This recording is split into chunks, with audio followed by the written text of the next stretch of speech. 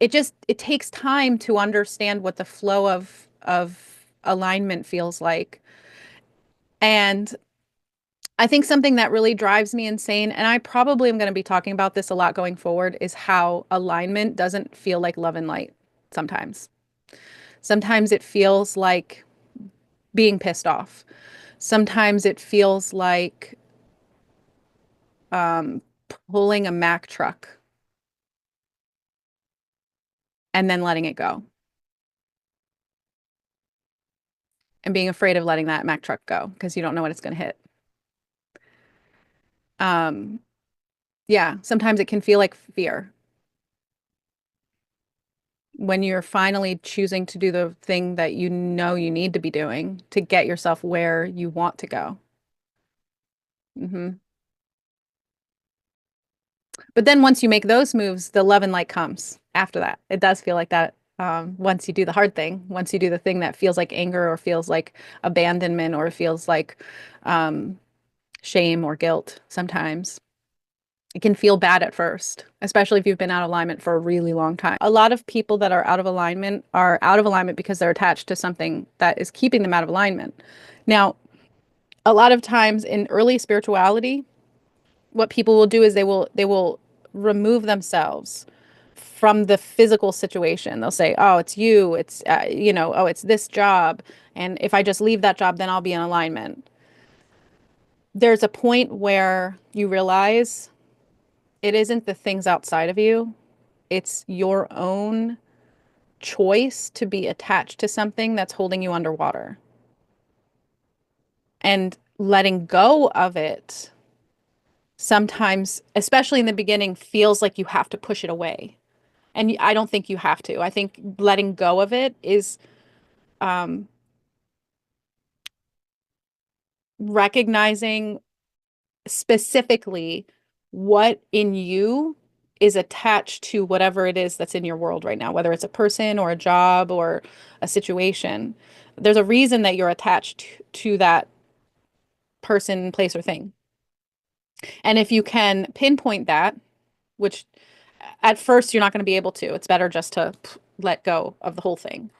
And then over time, you'll start realizing what is creating this need to attach. Um, and then you just focus on bringing that into alignment.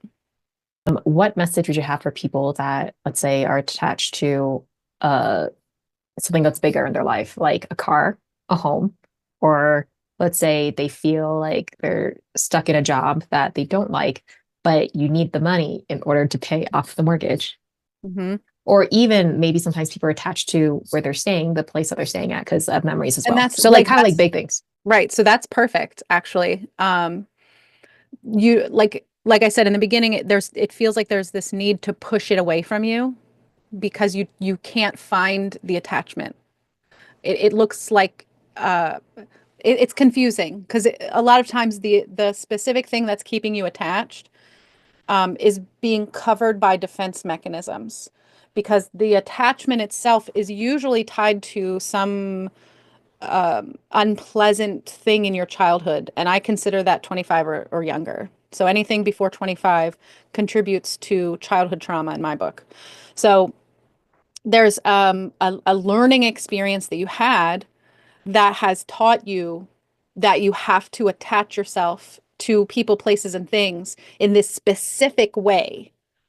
But if you were to know that, if you were to be able to be aware of what that attachment is specifically, you would probably choose to let it go. But your ego defense mechanism has decided that this is for your safety because in childhood, a lot of times we can't choose to change our situation. We just have to survive it, which is such a weird thing. Uh, but anyway, so that's how that works, right?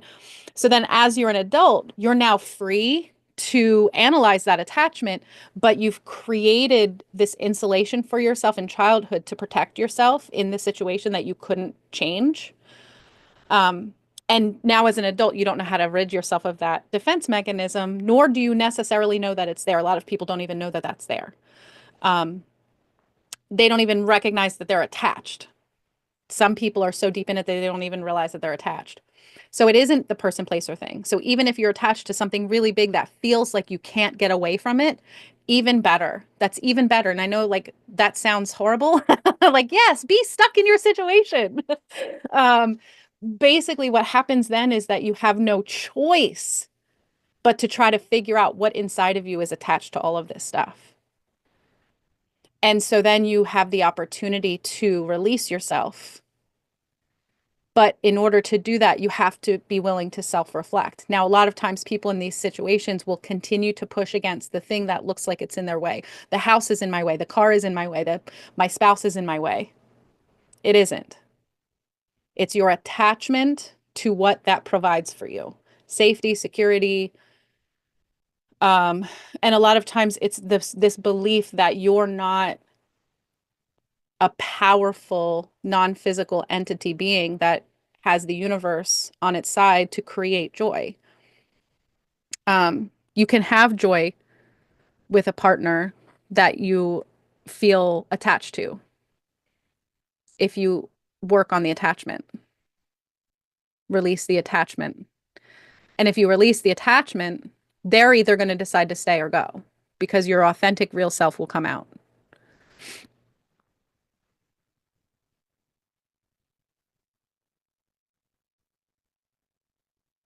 Ultimately, you have to find out why it, the place to start is, why do I feel like I can't leave? Why do I feel like I can't leave? It's deeper than that, but that's where you start.